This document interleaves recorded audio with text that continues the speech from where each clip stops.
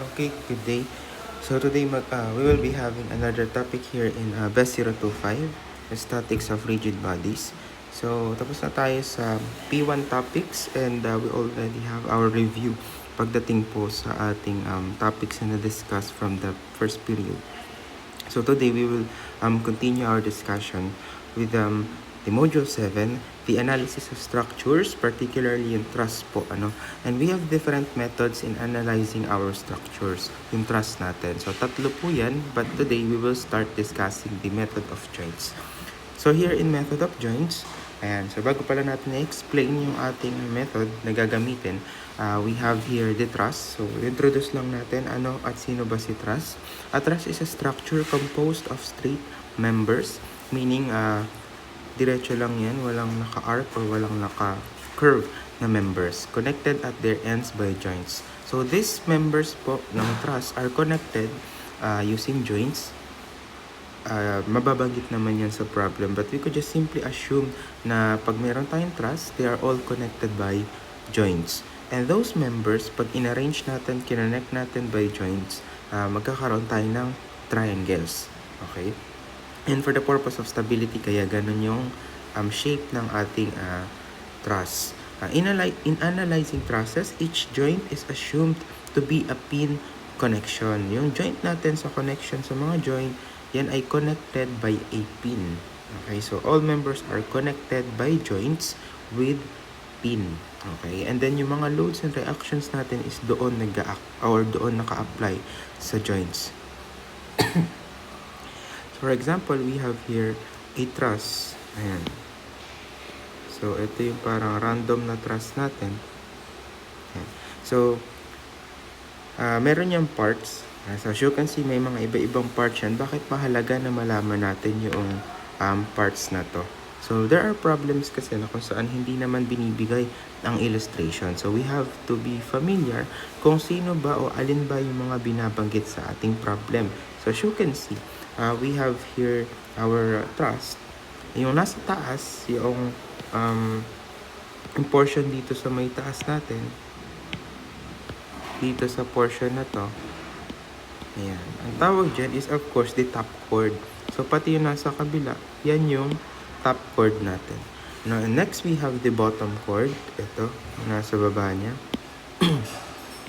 So may times kasi nababanggitin lang yung measurements natin, babanggitin lang yung dimension, at babanggitin lang kung sino yung dimension na yun. So mahalaga na familiar tayo when it comes to parts of our truss. Next we have the web. Web are those members na nasa loob o nasa pagitan ni top chord and ni bottom chord. So parang sanga-sanga siya, sapot-sapot, kaya web yung tawag sa kanya. Kumbaga, sali-saliwa. And then we have the pitching chord. Pitching point. Here's the pitching point natin, and then ito sa kabila. Okay? And then we have number 5, the apex or peak ng ating truss. So those are the parts ng ating joints. In analysis of trusses, or the analysis of trusses using the method of joints is a fundamental topic in structural engineering that helps to determine the internal forces acting in each member of a truss. This method is based on applying the equations of equilibrium at each joint, treating the joint as a point where only two or more members meet and external loads are applied. So dito nabanggit, yung analysis of trusses daw, particularly yung method of joints, is very efficient when it comes to structural engineering. So dito kasi sa method of joints, nalalaman natin, actually, yung analysis of truss, yung tatlong method na pag-aaralan natin, lahat yung ginagamit sa structural engineering, and nagagamit natin sila to determine ano ba yung internal forces na na-experience ng kada member. So for example, so di ba sabi kanina, yung ating forces is nag-a-act dito sa ating mga joint. Yung mga joints po natin is ito, yung mga connection nila. Yan yung mga joints natin. Yan yung mga joints na yan. Diyan nag-a-act yung ating mga loadings. Diyan lang siya nag-a-act. Kumbaga dun naka-apply. Okay, so may joint pa dito. So diyan nakalagay yung mga forces natin. So bihirang-bihira tayo makakakita ng loads na wala sa joints. Wala kang makikitang pa ganyan. Okay? So, lahat nag-a-act sa ating joints. So, even pahiga or horizontal loadings, dito po nasa joints nag-a-act yan lahat. So, since nasa equilibrium, statics of rigid bodies yung subject natin, we have to consider that all structures are in equilibrium state.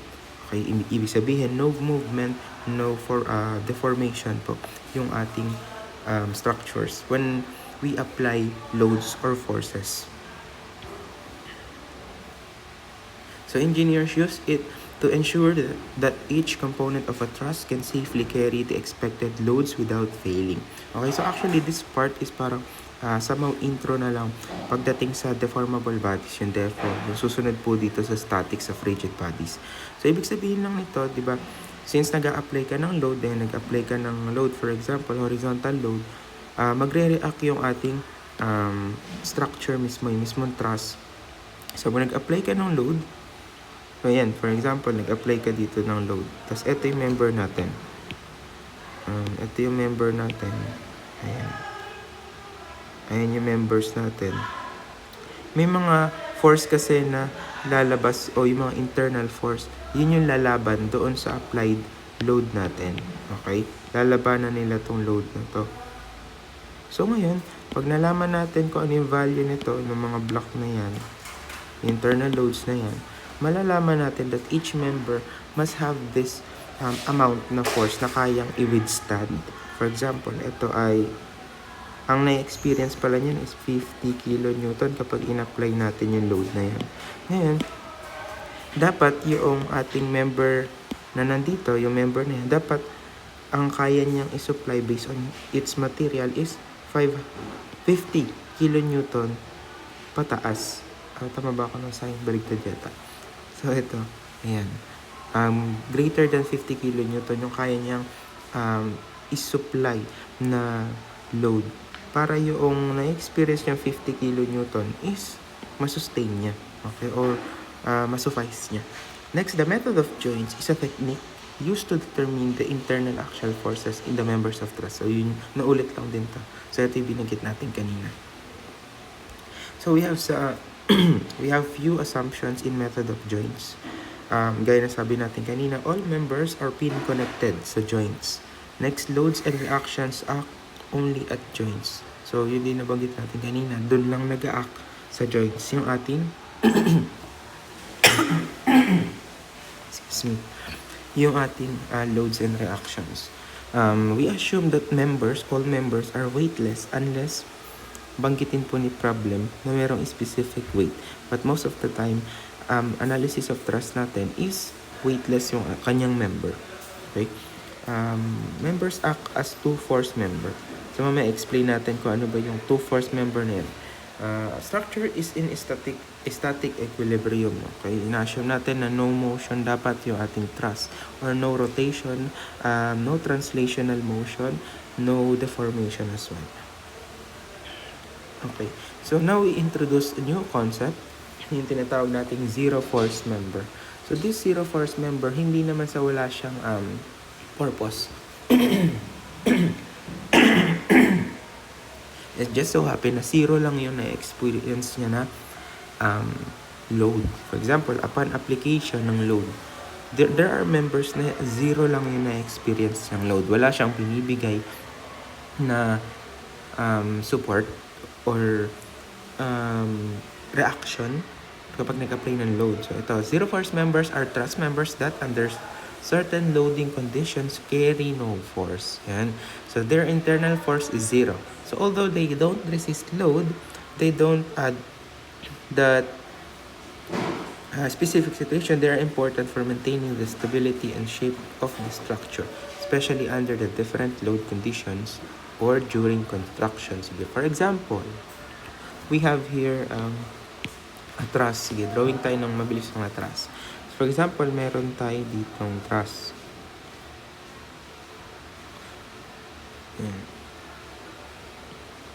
Ayan, may truss kang ganyan. Sorry, medyo hindi siya hindi yan tawag dito. Hindi symmetrical. Pero we have a truss here. Ayan. So, there are members here na kung saan zero force member kung tawagin. Ibig sabihin, wala silang kinikerry na load. Okay? So, upon application, for example, ng ganitong loading, ayan. Yan, for example, yan. There are members dito na walang binibigay na force doon para labanan yung 10 Newton na yan. 20 Newton na yan. Okay, we have here a reaction. Okay, so we have a different criteria din naman sa pag-identify ng zero force member. Okay, so bago ko ituloy yung ini-explain ko dito, proceed tayo din sa may ating criteria. For case 1, if two non-collinear members meet at a joint with no external load or support, both are zero force members. So ano ba ang ibig sabihin yan? So if we have two non-collinear, ibig sabihin hindi yan diretso. Ayan. Hindi sila nag-a-act sa isang line. For example, we have here this member. Ayan. Tapos, ito isang member natin. Collinear yan. Meeting at a certain point or joint. Okay? Pero kapag ganito nakita natin, ayan, ito yung isang joint. So, ito. Yan ay collinear. So, lagay ko lang din. Ito ay non-collinear. And then yung isa ay collinear.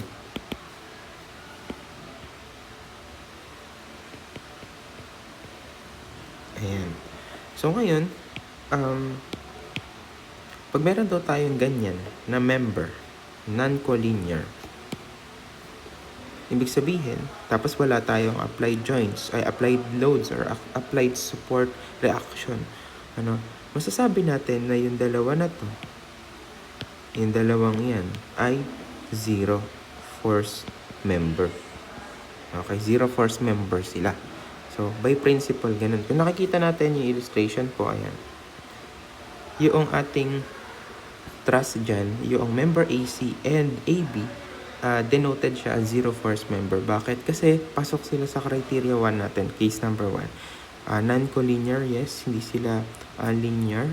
Nag-intersect at a certain point, which is point A. No external loadings dun sa joint A natin, since dun lang naman nag-a-apply ng loads or reaction. So ngayon, zero force member sila. So pag ginamitan natin yun ng summation of forces X and Y, kapag nag-join ka kay A, automatic zero din naman yung lalabas. Okay? So dito sa example natin, erase ko lang to. Ayan.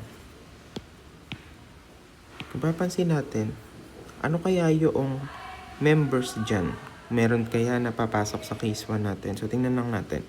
So, parang wala rin. Kasi pwede niyo maisipin ito, saka ito. Kaya lang, meron kang reaction doon. So, therefore, hindi yan papasok.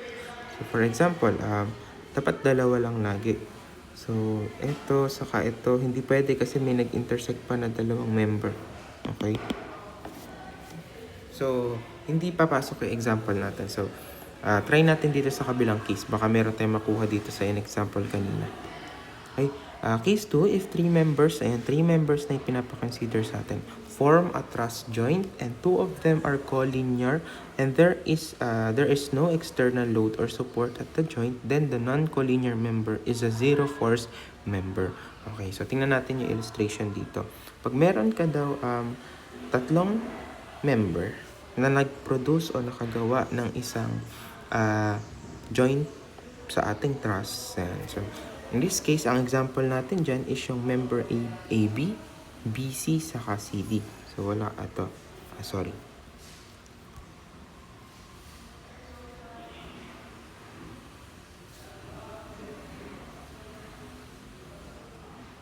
Okay. So, ngayon, 3 members yan. Ito kasi mga member natin. Ayan. So, ito yung ating collinear na member. Member BC, member BA. Okay? And then we have the third member na nag-intersect sa kanila at point B is yung ating member BD. Okay? So, napapansin natin, tawag ito, nag-intersect sila sa point B. And then, yung wala silang external load sa joint B. Okay, so ibig sabihin, automatically, considering the case 2, ito ang member natin, ito, member BD is considered as zero force member. Okay. So, considering the criteria when it comes to case 2, diba sabi, 3 members form a truss joint. So, ito yung na-formula na truss joint. And 2 of them are collinear. Ito yung collinear natin na member. And there is no, at the joint, so wala daw external load. So, wala naman tayo external load KB. So, therefore, yung non-collinear member, ibig sabihin, yung member na hindi collinear dun sa dalawa, yun yung ating zero force member. Okay. So, we have here example. Try natin siyang i-analyze para mas magets natin. So, we have here a truss. And determine the zero force member or members considering yung case 1 and case 2 natin. So, i-zoom natin. So, sa case 1 natin, tingnan natin kung meron bang non-collinear member na nag-intersect at a joint na kung saan walang external loading. Okay? So, tingnan muna natin yung non-collinear. So, nakikita natin, yung mga nag-intersect na non-collinear, possible ito, yung CD, and then yung AD. Pasok naman yun. The problem is, meron kang external loading na 300. So, hindi siya papasok sa criteria natin. Okay? So, try natin yung iba na 2 members lang na non-collinear na nag-intersect at the joint. So far parang, meron pa yung B. Okay, yung B natin. BC and then BA. But the problem is, meron akong reaction at B. Okay, so try ko lang i-drawing para mas maintindihan natin. Ayan.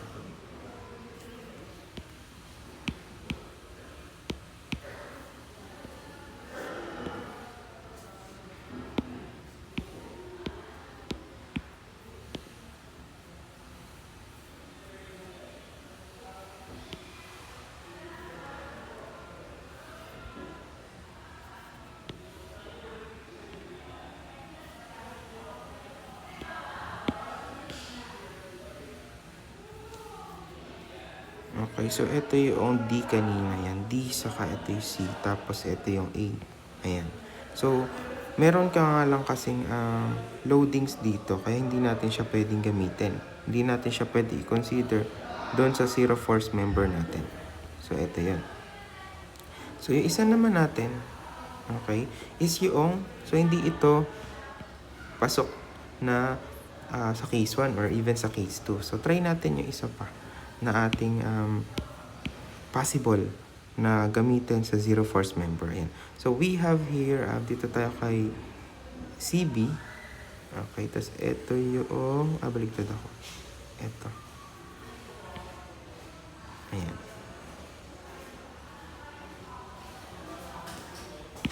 Then, we have here, ito. So, meron ka kasi ditong C, ito yung C natin, tapos ito yung point B, tapos ito yung A. Okay? So, tingnan natin kung saan papasok na case 1 or papasok man ba siya sa case 1 or 2. So, we have here CB and then BA na member na kung saan sila ay non-collinear and nag-intersect at point B or dun sa joint B natin. Pasok doon. Kaya lang, the problem is meron tayong reaction at B na hinge. So, ibig sabihin, hindi pa rin pasok sa case 1 or 2 yung ating portion na to. So, wala naman ng ibang part sa ating truss na kung saan considered as 2 non-collinear member intersecting at a certain joint. So, ibig sabihin, wala na dun sa case 1. Try natin sa case 2 kung may papasok. So, yung case 2 natin is yung 2 collinear members. Okay? 2 collinear member. Tapos yung third member na non-collinear sa kanila is magmi-meet sila dun sa isang point. Sige, meron kaya? And so, upon observation, we could just say na yung member CDBC, member CDB, CB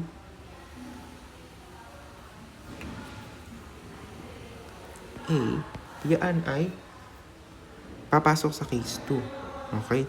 Sila ay 2 collinear member. Ito yung isa. Ayan yung dalawa. And then ito yung third member, yung non-collinear. Doon sa dalawang members. They are all meeting at joint C. Ayan. So okay tayo sa criteria na yun. Another is, yung meron bang external force na nag-a-act sa joint C. Na kung saan doon sila nag-meet. So wala rin. So therefore, sabi dun sa case number 3 natin, diba? And kung yung tatlong members daw ng trust, yung dalawa sa kanila ay collinear, and then yung isa sa kanila ay non-collinear, tapos wala pang external force dun sa joint, therefore, the non-collinear doon sa dalawa, yung ating zero force member. Okay? So, therefore,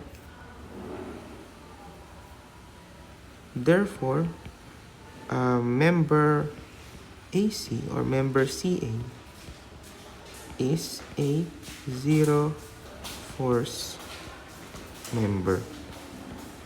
Okay. So, yun ang ating considered as zero force member. Kung titingnan natin, meron pa bang same situation? So, baka sabihin natin, sir, yung member AB saka AD, hindi na siya papasok. Bakit? Kasi hindi naman collinear si AD and AB. Baka sabihin nyo kasi 3 members. Hindi po siya papasok. Okay? So, kung titingnan natin yung trust, okay na tayo sa trust. Wala naman ng ibang papasok na member to be considered as zero force member. Okay? So, the answer is member AC. So, let's try another example pagdating sa zero force member. So, we have here a trust again. Determine the zero force member. So, meron tayo applied load na 450. Ayan. So, kung titingnan natin, dun muna tayo sa case 1. Meron ba tayong 2 members dito na kung saan meeting sila at a joint. Then, wala silang external load. Okay, so meron tayong 2 members dito, si AD and AB. But the problem is meron tayong reaction doon sa A. So, hindi na siya papasok. So, doon naman tayo sa kabilang side. We have CD and CB meeting at joint C. But the problem is may support ka doon na hinge. So, meron ka reaction din. So, meron ka pa na, wala nang 2 members meeting at a joint. So, therefore, hindi na papasok sa case 1 yung ating truss. Okay? Let's try to consider naman yung case 2. Yan. Sa case 2, meron ba tayo ditong 3 members, yung dalawa collinear, tapos walang external load dun sa joint na yun. So, kung makikita natin, mapapansin natin, parang papasok ito. Yung member AB, BC. Okay, so ito yung ating joint.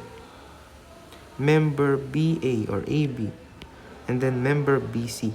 Ayan. So, we have the third member. Ayan. Third member natin is BD. Okay, so, dun ba sa B ay may external loading? So, parang wala. So, pasok siya. Tapos, pasok din niya na ito ay collinear. Collinear tong dalawa na to. Therefore, since wala yung external loading or reaction at joint B, therefore, we could conclude that BD is a zero force member. Okay? So, ang sagot natin dito ay AB. Okay, member AB. Mali ako.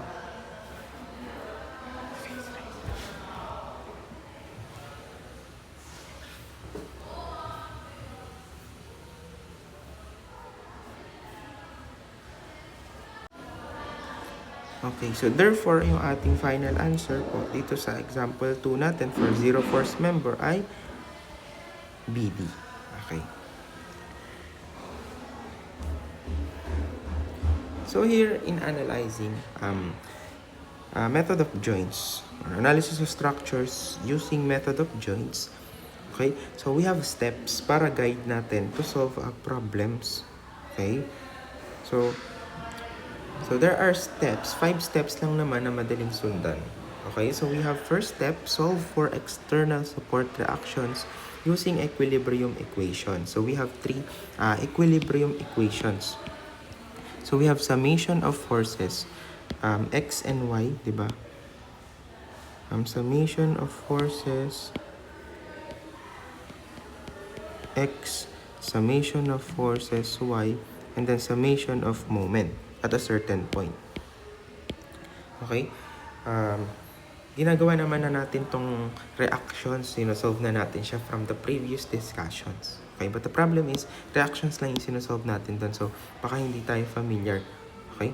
So, anyway, yun yung gagawin natin na unang-una. Solve for the reactions. Next is identify zero force members if meron po. If wala, i-skip lang natin yung step 2. Number 3, start at a joint with only 2 unknown member forces. So, hanapin natin sa truss kung saan dalawa lang yung unknown member forces. Ibig sabihin, kapag meron kang truss, try kong balikan yung kaninang tinrawing ko na truss. Ayan. So, kung makakahanap na tayo ng reaction dyan, ayan, reaction.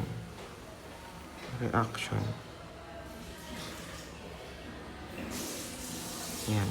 Hanapin natin yung member ng truss na yan na kung saan dalawa lang yung unknown natin. Ibig sabihin, hanapin natin yung dalawa lang yung member. So, parang papasok tayo dito. Okay? So, ito yung reaction natin, for example, sa A. Ito. Reaction at A. So, dalawa lang yung magiging unknown natin. So, possible ito sa kayaan. Okay, so dyan tayo mag-i-start. And then, hanap ka ulit ng member na kung saan dalawa na lang unknown. Okay? So, pag nahanap mo ito, possible lipat ka dito sa joint na yan. Ito sa pangalawa. Okay? So, basta lagi titingnan natin yung joint na kung saan dalawa yung members na wala pang value. Okay? So, next, number 4 is apply yung dalawa na summation of forces, x and y. Sir, bakit dalawa lang? Kasi nga, di ba, pag nakapili ka na ng joint, hihiwalay na yan, di ba? F1, tapos ito yung F2. Yan, dalawa na lang. Joint ka na lang. So, papasok ka sa analysis ng concurrent force system. Okay, next, move to adjacent joints and repeat until all forces are found. So, pag nahanap mo na yung hinahanap mo doon sa first joint, lipat ka na sa another joint na kung saan dalawa lang din yung unknown members natin. Okay. Ayan. Important notes lang considering yung analysis ng structure natin. First, a positive value indicates tension. Members pulls away from the joint. Okay, so for example, we have a member here. Ayan. So pag may member ka dito, may member tayo dyan at yung ating force na nahanap ay positive. So, depende pa rin yun sa assumptions ng directions natin. Halimbawa, yung assumed direction natin ay tension. Ayan. Assumed direction natin is F. Ayan. And then, nag-positive yung ating value. Therefore, ang ating F ay tension. Okay? Pag nag-negative po yung ating F, babalik-tarin natin yung sign, magiging, babalik-tarin natin to. Babalik-tarin natin siya. Magiging compression na siya. Okay. Compression. But we could simply think na pag negative yung value ng ating force is compression siya. Papasok, compress niya yung member natin. But most of the time, ina-assume nyo lang naman agad yan na tension. Pag positive, stick tayo sa tension. Kapag negative, proceed tayo kay compression. Accuracy in free body diagrams and force direction assumptions is crucial. Okay, so now let's proceed to our first example.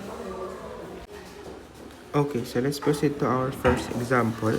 So example number 1, we have here a truss. Determine the force in each member of the truss shown and indicate whether the members are in tension or compression.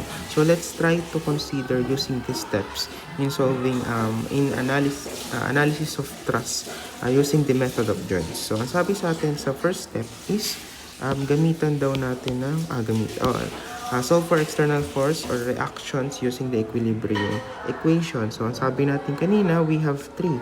Summation of forces x and y, then summation of moment at a certain point. So, pipili lang tayo dyan sa tatlo na yan. So, kung ano yung pwede natin gamitin. So, let's try to proceed sa step 1. Yan, step 1 natin, alam natin na doon sa ating structure, meron tayong hinge at A. Therefore, ang ating reaction dyan ay isang RAV or R vertical component ni reaction at A. And then we have RAH, horizontal component ng reaction kay A. And then we have roller at point C. Therefore, we have reaction at C na lang since isa lang naman siya. Okay?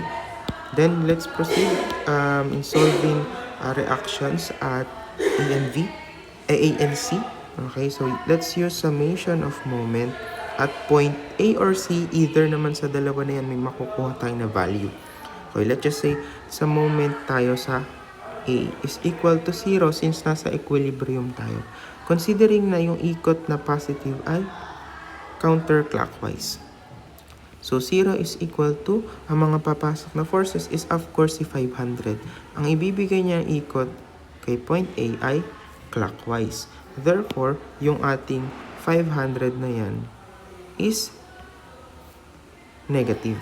Okay? So, negative 500. Negative 500 multiply by distance niya papunta kay joint A is 2 meters. Okay? And then yung RC natin is magbibigay ng ikot na counterclockwise sa ating point A. Therefore, yan ay positive RC multiply by 2 meters. So, pag nilipat natin si 500 sa kabila, yan, divide both sides by 2, we know that we will have RC is equal to 500. Okay, 500 Newton. So, therefore, yung ating RC na 500 is positive value siya. Therefore, tama yung assumed direction natin. Pataas. Okay, so hindi pa yun yung sagot natin. Kunin na rin natin yung reaction AV sa RAV and RAH. So, yung dalawang equation of equilibrium is ito pang Fx and then Fy. Okay. So, assuming natin lahat ng papuntang kanan is positive, we have 0 is equal to, papasok si 500, positive yan dahil papuntang kanan. And then we have plus RAH. Okay. So, pag nilipat natin sa kabila, si 500, meron tayong RAH na negative 500 Newton. Okay? So, ibig sabihin, mangyayari sa atin dyan, negative yung value. Ibig sabihin, mali yung assumed direction natin. Let's try to make it positive na papuntang kaliwa. Okay? So, doon naman tayo sa Fy. Okay, considering lahat ng pataas ay positive. So, 0 is equal to, pataas si RAV. Si RAV, wala pa yung value. And then si RC, pataas din, so positive. Nakuha natin siya kanina na 500. Lipat natin sa kabila, si RAV, magkakaroon tayo ng RAV is equal to negative 500 Newton. So, 500 negative ulit siya. So, gawin natin positive yan. And then, i-correct natin yung kanyang direction. RAV, pababa dapat siya. So, papansin natin, mali yung assumed direction natin sa joint A. Okay? So, try natin siyang i-analyze. Para i-justify lang natin na, mali nga talaga. Okay? So, tingnan natin dito sa ating truss. Diba? Yung 500 Newton, ang gagawin niya yan sa body, papaikutin niya in this direction. Hihilahin niya pag ganun. Iikot siya clockwise. Okay? So, pag umikot ng clockwise, ang trabaho ni reaction o ni support is labanan yung motion na yan. Diba? Explanation nga natin during the equilibrium na pag meron kang force, magkakaroon ng movement dahil magkakaresultant, ang trabaho ni support is i-counter yung mga motion na yon or movement using the reaction from the support. Those reactions are so-called equilibrant. So, kaya nga po, dito, mali kasi ang na-assume natin. Ang mayayari kasi dyan, iikot si body clockwise, dapat ang trabaho nitong dalawa na to, pati ito, is ibalik siya sa original position. Okay? Kapag kasi pinaikot ni 500 clockwise, tapos si RAV, papaikutin pa yan na clockwise, si RAH, papaikutin pa niya yan, ibig sabihin, may motion pa rin tayo. So, ang kailangan gawin natin is si RAV ay pababa, si RAH ay papuntang kaliwa. Kumbaga, pag gumanyan si 500, etong RAH ibabalik, tapos si RAV ibabalik din. Okay, so I hope nasundan kahit papano yung part na yon. Okay? Si RAC, since tama, positive naman yung nakuha natin kanina, ibig sabihin tama yung assumed direction natin. Okay? So, doon tayo sa step 2. Anong sabi sa step 2? Identify the zero force member. Okay? So, zero force member, meron bang papasok sa atin dyan? So, meron tayong dalawang member, non-collinear, nag-meet sa isang joint. Pwede kay B. Pwede kay B. Ayan, pwede dito, pwede dyan, or pwede rito. But the problem is, may mga external loadings, may mga support reactions tayo dyan dun sa two non-collinear members. Therefore, hindi tayo makakakuha ng zero force member. Okay? So, skip natin si step 2. Step 2, skip natin yan since wala tayong makukuha na value. Next, proceed tayo kay step 3. Step 3. Ayan. Sabi sa step 3, start at a joint with only two unknown members. Ayan. So, two unknown members. Ano ba yung may mga unknown members na dalawa lang? So, lahat naman yan kay point B, dalawa lang unknown. Si eto, sukayaan. Okay, so pwede dyan. Pwede rin kay C dahil dalawa lang yung unknown natin. Okay? So, pwede rin naman kay A. So, tayo na lang ang mamili. Okay, so try nating mag-proceed kay joint A. At joint A tayo.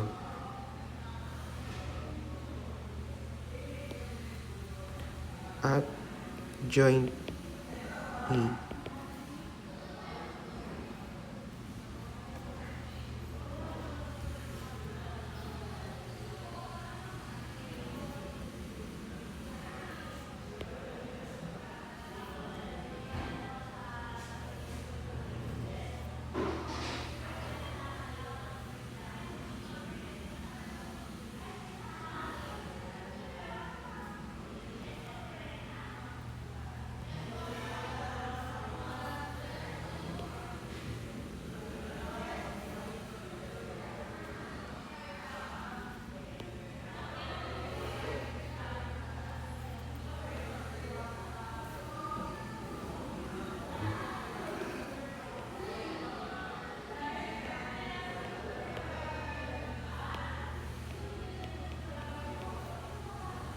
Okay.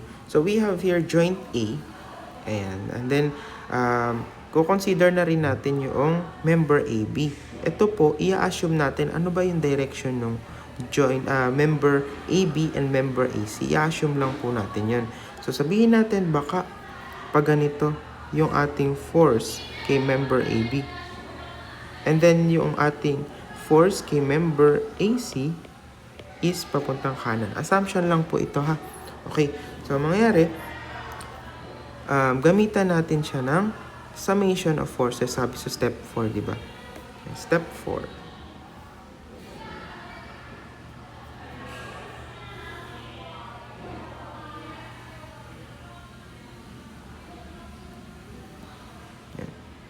Pero i-kumpletuhin na natin yung mga joints natin na i-analyze para tuloy-tuloy tayo. Okay? So, ang dalawa pang joint na gagamitin natin is si B and si C. Okay? So, ito yung isa, and then ito pa yung isa natin na member.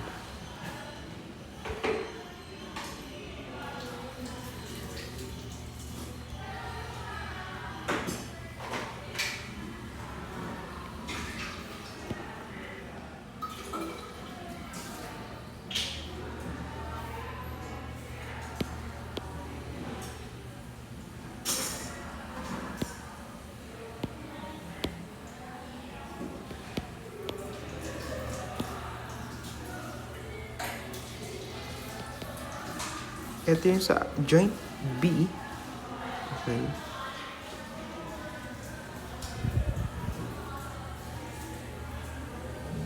Isang pababa.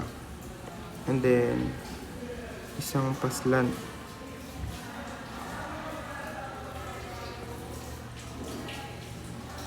And then, yung ating applied load na 400 Newton. Ay, 500 Newton.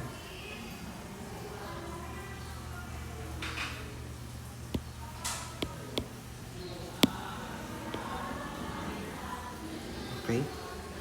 And then, at joint C. Ayan. So, isang pa horizontal yun.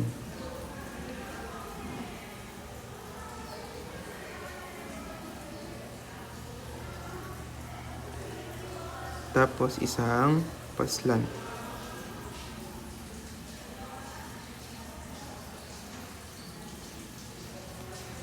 And then, wag natin kalimutan yung ating support reaction. Ayan. Na RC. Ayan, sige. Tuloy natin yung ating solution for step 4. Kumbaga parang sabay kasing ginagawa si step 3 and si step 4. Ayan. Step 4, dito muna tayo sa joint A. Ayan, di ba? So, assume direction lang po yung FAB saka AC ha. So, huwag tayo malilito. Next, ayan, gamitan natin ng summation of forces X is equal to 0. Okay? So, papasok si RAH. 0 is equal to yung RAH natin. Positive yan. Kasi papuntang kanan. Plus FAC. Okay. Yung RAH natin, since ganito ha, clear ko lang po. Kapag yung ating direction, yung assumed direction ay mali, at hindi pa rin natin iniiba doon sa may illustration natin. Kagaya nito.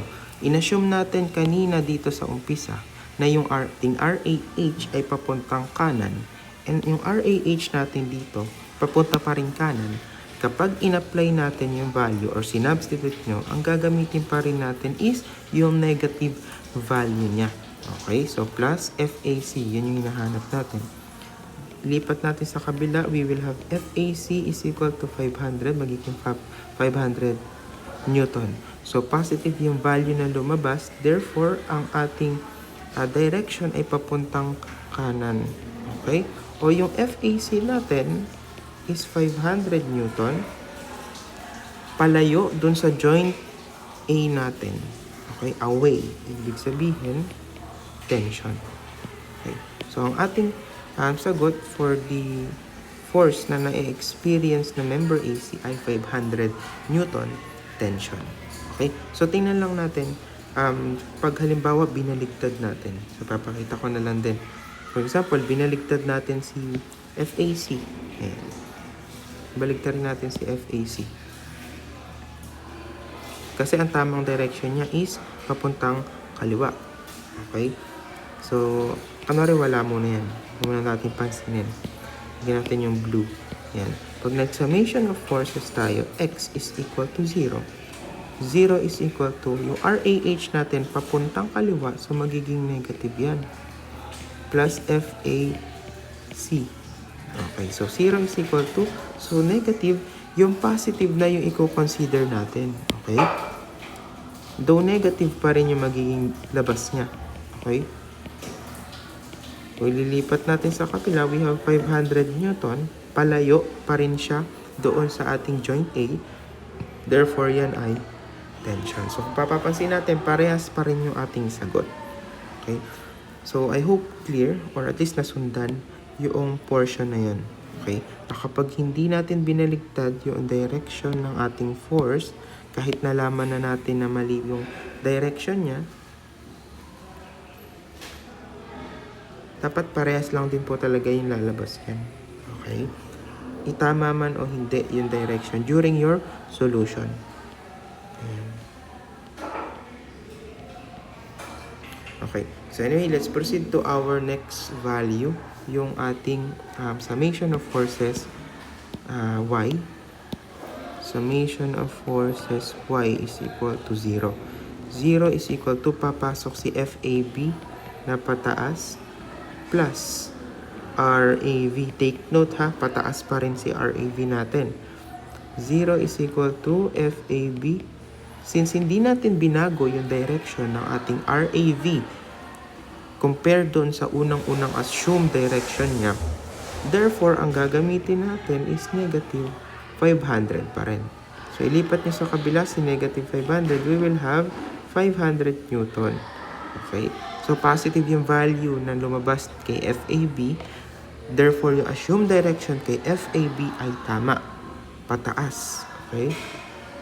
Or, FAB is equal to 500 Newton since away from the joint ulit siya. Away from joint A. Therefore, yan ay tension. Okay.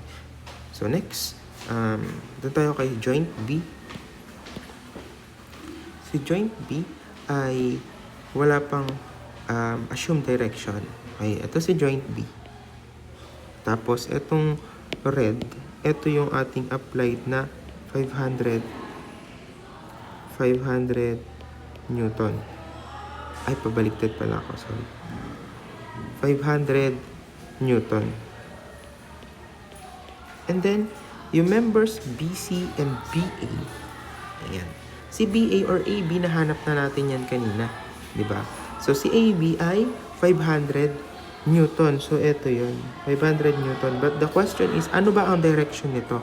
Since meron na tayo nakita na direction kanina, and na alam natin ang behavior niya ay tension or away from the joint kung saan siya nakakabit, therefore, pagdating mo sa kabilang joint, dapat ganun din yung behavior niya. Kung sa joint A, si FAB ay palayo doon sa joint kung saan siya nakakabit, ito siya. Palayo siya kay A. Dapat paglipat mo kay joint B, palayo pa rin siya sa joint B. Okay, so I hope clear po yun. Si FAB and FBA ay parehas lang po. Sila rin yun. Iisa lang yan. Okay? So anyway, ito yung ating FAB na lang para hindi tayo malito. Ayan. So next we have FBC. Ito yun. FBC, tama ba ako? FBC. So ito yung i-assume naman ulit natin. Sino ba yan? Ano ba yan? Papalayo ba yan kay joint B? Papunta ba sa kanya? So i-assume lang natin. Nasa kanya, for example, is pabalik. Papunta kay B. Assume natin compression yan. So gawin natin, summation of forces ulit. X is equal to 0. Okay? 0 is equal to, si FBC ay pataas. And then kung mapapansin natin, yan ay nakaslant. Ibig sabihin, meron niyang components. Diba? Tama? So, meron niyang components. So, pwedeng meron tayo ditong FBCX. Tapos, meron tayo ditong FBCY. Dalawa. Okay?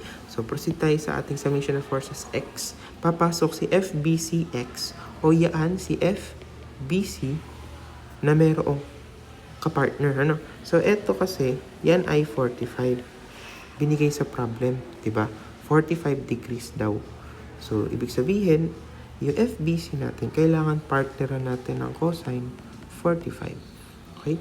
Next, we have plus 500 Newton dahil papuntang kanan yung ating applied force.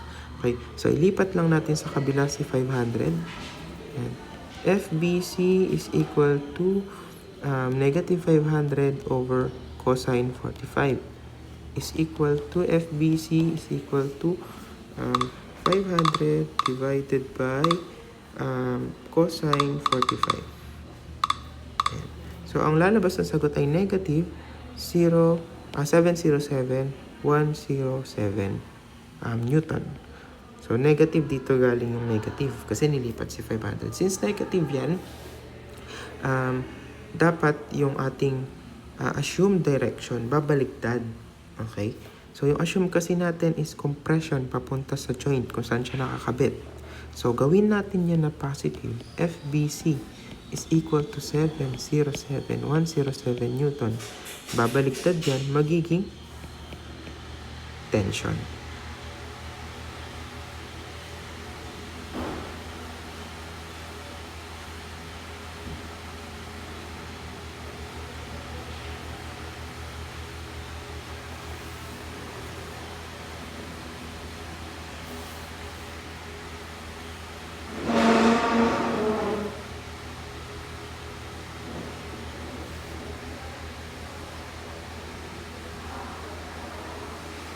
Okay, baliktad ako, sorry. Hindi ko na ilagay itong negative. Okay? May negative pa dyan. Okay? May negative pa dyan, sorry. So, ibig sabihin, ito pala wala talagang negative. Okay? Nagtataka ko. Thickness. So, ito siya. So, ulitin ko na lang tong portion na to. Okay? So, negative pala yan. Paglipat, positive pa rin. So, 500 cosine 45. Positive pa rin naman. Yun pa rin yung value natin. 107. Yan. Newton. Okay? So, tama yung assumed direction natin. Therefore, yung ating FBC ay compression. Kasi compression yung assumed direction natin. Okay, sorry. Hindi ko napansin yung negative.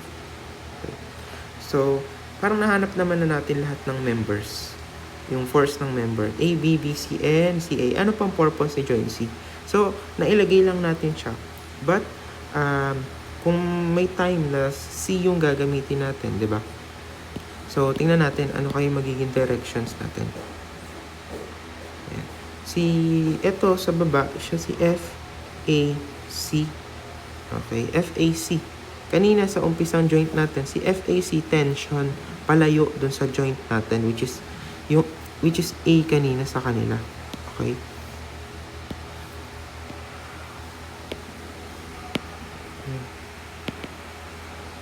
So, ibig sabihin, dapat tension pa rin si FAC pagdating sa kabilang joint. So, ibig sabihin, dapat palayo siya.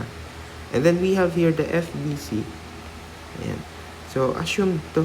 Pwedeng assume, pwedeng hindi. Okay, depende kung ano nga inunan nyo na joint. Okay, but in this case, hindi na natin gagamitin for solution si joint C dahil nakuha na natin yung tatlo na hinahanap dun pa lang sa joint A and B. Okay. Sa step 5, ayun, yung step 5 natin is yung paglumipat ka na ng joints na ina-analyze. Okay? So, final answer natin for first example natin is FAC for 500 Newton na tension, FAB na 500 Newton na tension as well, and then FBC na 707.107 Newton, but compression po siya. Okay, for example number 2, we have here another truss. Determine the force in each member of the truss shown. Indicate whether the members are in tension or compression. So, tingnan natin yung ating member. So, dito, step 1 tayo is pagkuha ng reaction sa support. Okay, so we have two support here dun sa point A natin dito. Yan ay roller. Therefore, ito ay isa lang yung kanyang reaction.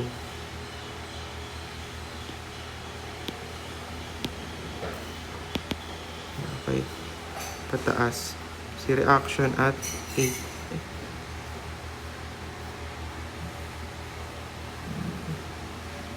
Reaction at A. And then we have here sa point C or joint C, meron tayong hinge. Therefore, dalawa yung ating support reaction, I should say. Okay? So, RCH at saka RCV. Dalawang assumed direction din po yan. And then, meron tayo dyan, applied load dalawa din. Ano?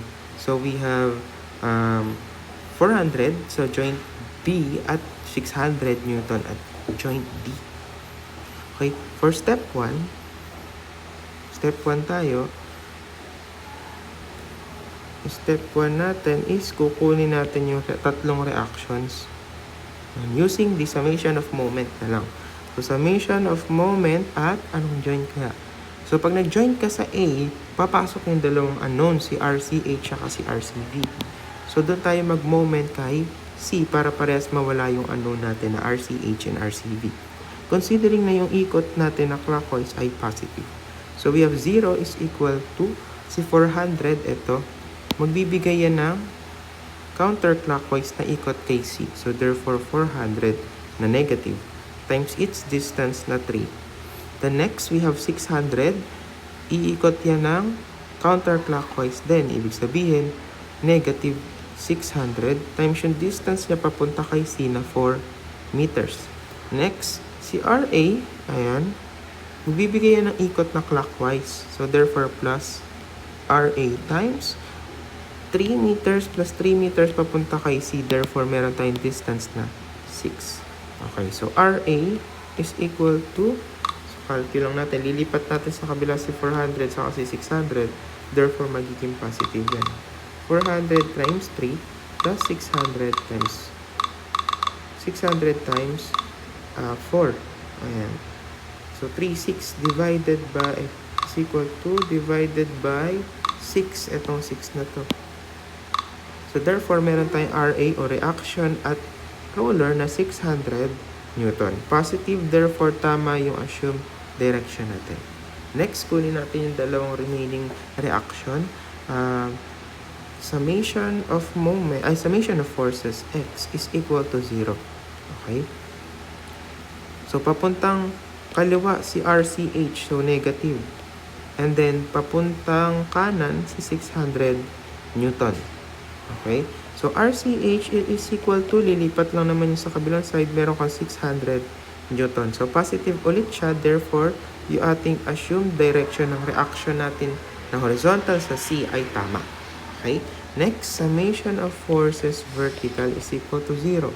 So, we have 0 is equal to yung RA na pataas, tapos minus yung 400 na applied load sa B, plus RCV. Okay? So, ngayon, meron tayo na solve na RA kanina. So, 0 is equal to 600, positive, pataas yan, minus 400, plus RCV. Pag ililipat natin sa kabila, is yung RCV, magkakaroon ka ng negative 200, or RCV is equal to negative 200 Newton. So, negative yung nakuha natin na value. Ibig sabihin, mali yung assumed direction kay RCV. So, pwedeng gawin natin yan na positive Newton. Babalik na rin lang natin yung direction na pababa. Yan yung tama niyang direction. Okay, so meron tayong values ng RCV, RCH, saka RA. So, let's proceed to step 2. Meron bang mga zero force member? Okay, so tingin tayo ng mga dalawang members muna na nag-i-intersect at a joint. Si AB and BD, etong dalawa na to, nag-i-intersect sila doon sa joint A. But the problem is, meron ka dyang support reaction. So, hindi siya po pwede. So, doon naman sa member CB saka CD, meron ka dyang nag-i-intersect sa joint C. The problem is, meron kang reactions at joint C. So, hindi pa rin pwede sa case 1. For case 2, tingnan natin if meron bang 2 members sa 3 members na collinear. So, parang wala rin. Dahil lahat sila ay hindi collinear sa isa't isa yung members natin. So, wala tayong zero force member. Therefore, si step 2 is skip ulit natin yan. Skipped. Okay? Next, step 3 tayo. Step 3. Step 3, start at a joint with 2 unknowns member forces. Doon sa dalawa lay unknown. Okay, so asan ba yung mga yan? So, pwede ka mag-start kay BC. Pwede ka dito mag-start sa joint C. Okay, pwede ka mag-start kay joint A. Okay, but pwede ka mag-start ng joint A na lang. Okay? Joint A.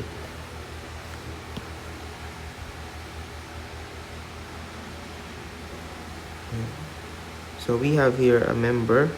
Then, dito yung kabila. Tapos yung ating reaction at joint A. Ayan. Ayan siya. So, in-assume natin kanina is pataas. RA. And then, ang gagawin natin dito, sa dalawang force, diba ito si force AB. Ito si force AD. Yan yung i-assume natin na direction. Okay, so sabihin natin baka compression si AB papunta kay joint A. Okay? And then si AD naman baka compression din siya papunta kay joint A. So ngayon, since meron na tayong joint, step 4 na tayo. Step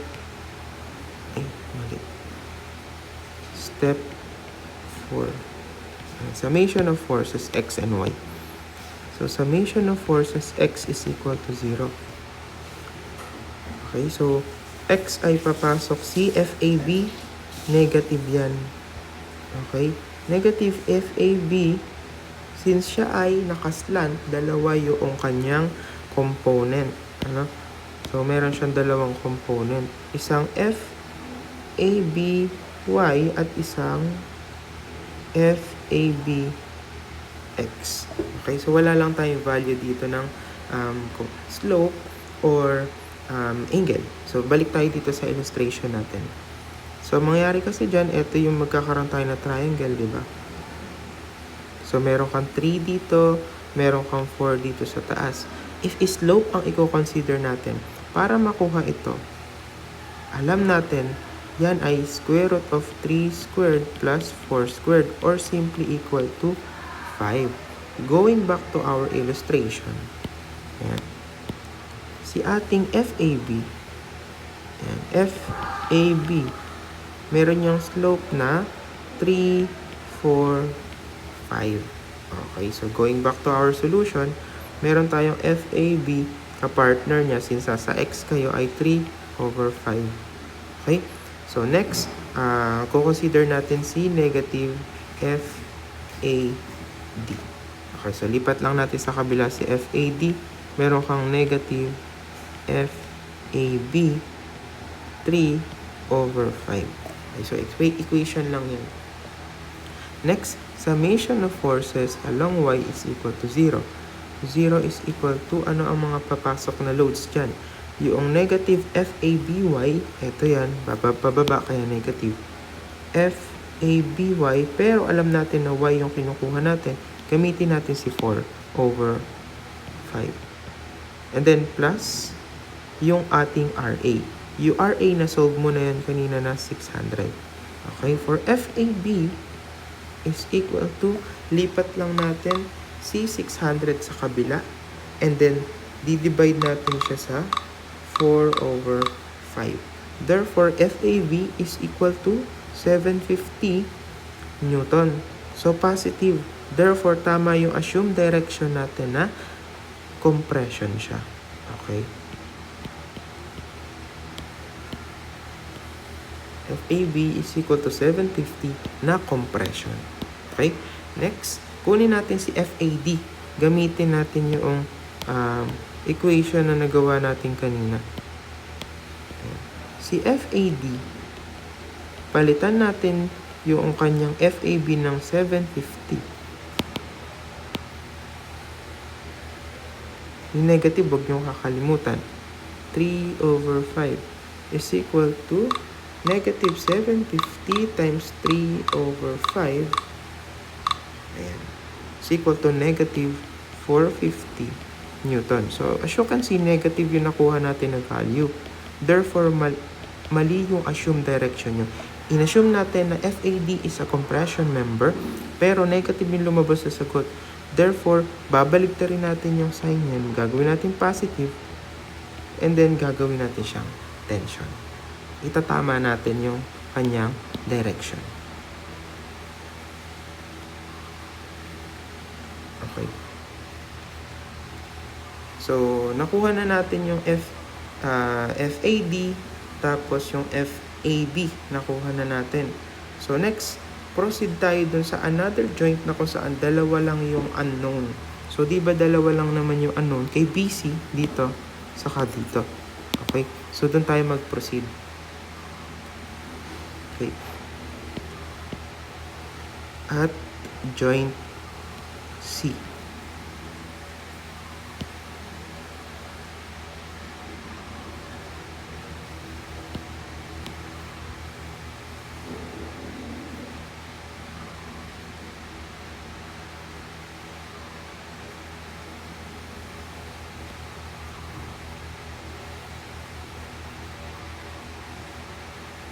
And then, meron tayong reaction dyan.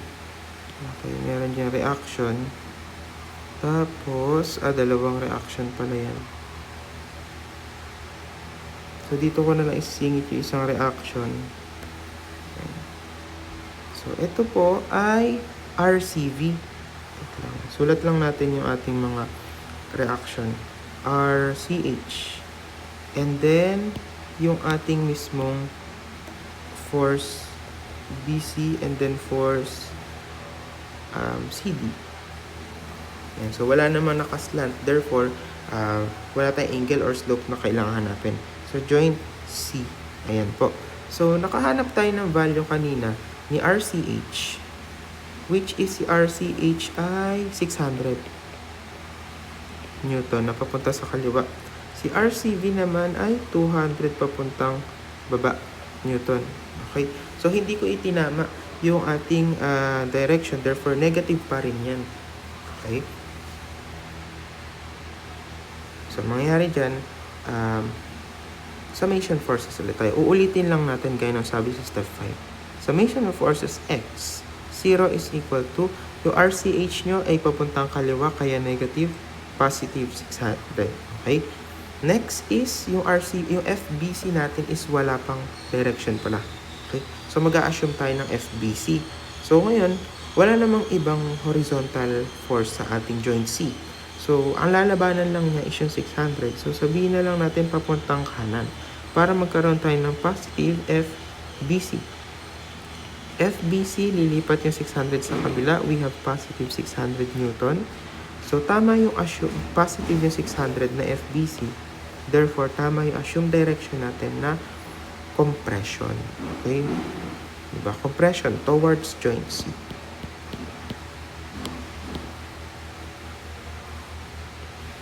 Okay, next, we have summation of forces. Summation of forces, vertical na. Okay, so we have 200, negative 200 ha. Pataas yung RCV, so positive. Ngayon, yung value ng ating RCV is negative, so negative 200. Next, yung FCD lang naman yung lalaban dun sa negative 200. So, i-assume natin na pababa. Okay. Assume natin na siya ay pababa. Ayusin na lang natin assumption. Pataas na natin i-assume. Okay. Pataas yung assumption natin. So, magiging plus FCD. Okay. Pag nilipat mo si 200 sa kabila, magkakaroon ka ng FCD is equal to 200 Newton. So, positive yung nakuha mong value ng FCD. Therefore, tama yung assumed direction natin, which is a compression as well. Okay, bakit naging compression? Kasi si FCD, in-assume mo na papunta sa joint C. O, tapos nakuha nating sagot is positive 200 Newton. Ibig sabihin, tama yung assumed direction ay compression. Therefore, yung direction ni CD ay compression. Okay, so nakahanap na tayo ng AB, BC, CD, saka AD. So, isa na lang yung hindi natin nakukuha. Si member PD. Okay, so, hanap ulit tayo ng joint na kung saan dalawa lang yung unknown. Syempre, yung papasok si BD. So, in this case, papasok dito yan sa joint B.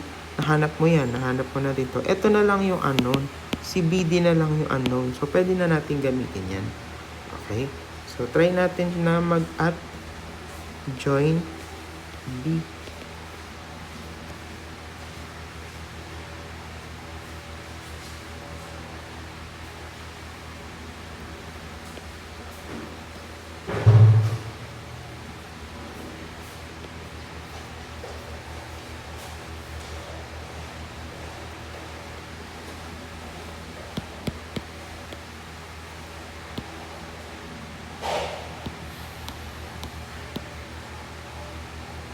And then, meron tayo applied load na, ano ba yan? 400. Okay, 400. 400 Newton. Okay. 100 Newton. Okay. So, etong nasa baba. Si member, eto si force AB. Si force AB yan. Ito lang.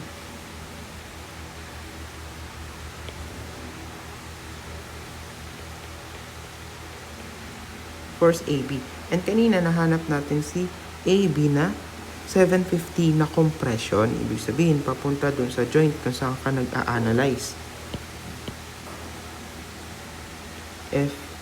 AB is compression is equal to 750 Newton. So, compression, papunta siya dun kay joint B.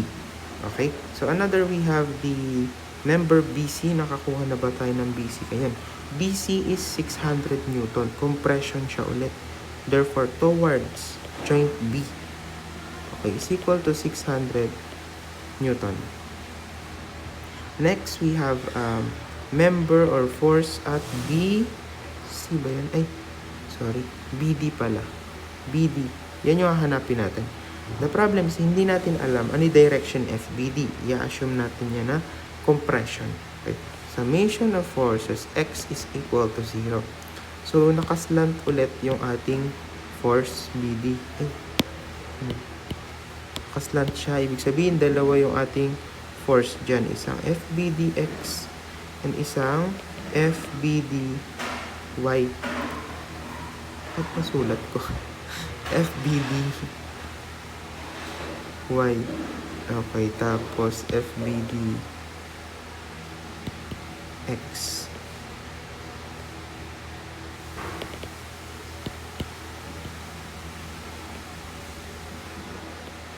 Okay.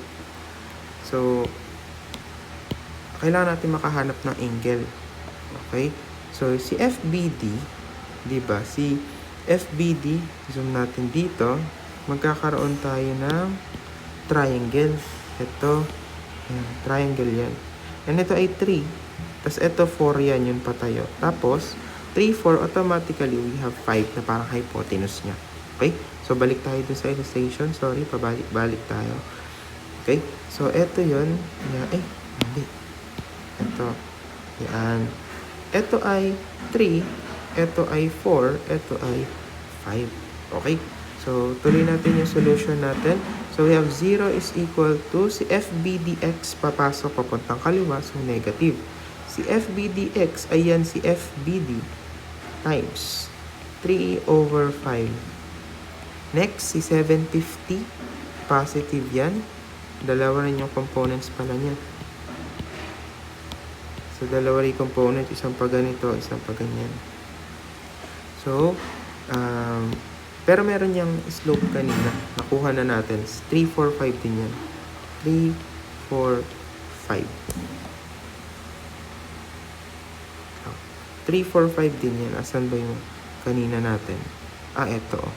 And if ito, 3, 4, 5 din siya. Same kay BD. Yan. Plus, FAB natin, kapartner niya ay 3/5. And then, minus 600 Newton. Ito yung FBC. Huwag muna tayo mag-substitute ng value. FBC. Okay? So, wala naman na iba papasok na loadings. So, palitan natin to. Si FBC ay 600. Okay? Si FAB, nakuha natin kanina na 750. Okay. So, FBD na lang yung unknown natin. So, gawin lang natin, ilipat natin si FBD sa kabila. Divide both sides by 3/5. Okay, so ito si 750 times 3/5 minus 600 times 600 lang over 3/5 negative 250. Okay, so negative 250 Newton, ibig sabihin mali rin yata yung assumed direction natin. Kay FBD, gawin natin positive 250. Babalik na rin lang natin compression, gawin natin na tension.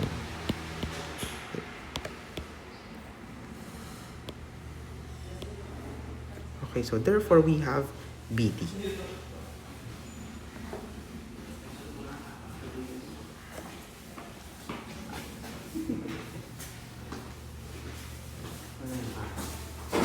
So that would be all for our module 7